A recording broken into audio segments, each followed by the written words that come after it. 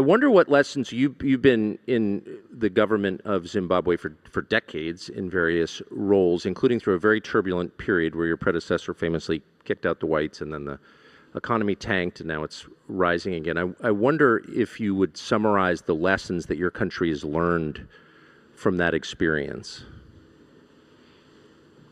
I'm not so sure what you have in mind.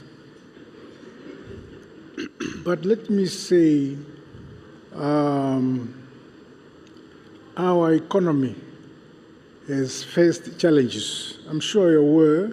Yes. Zimbabwe has been under sanctions for decades as a result of us claiming our land from the British and making ourselves independent. We seized the land and gave it to our people. So sanctions were imposed on us.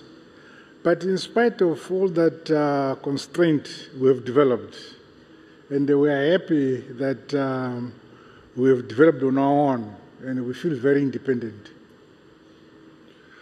Well, some of the land was seized from people who were born there.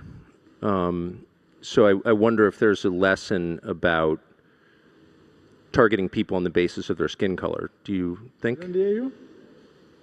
Well, people had their land seized in Zimbabwe who were born in Zimbabwe, and they were targeted on the basis of their race, and I wonder if you think that's good or bad. No.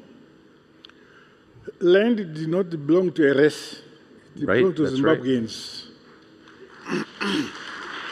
So when the colonialists took land from us, time came when we asserted ourselves, take back our land.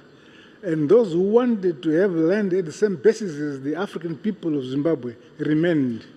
But those who felt they were superior left. Okay.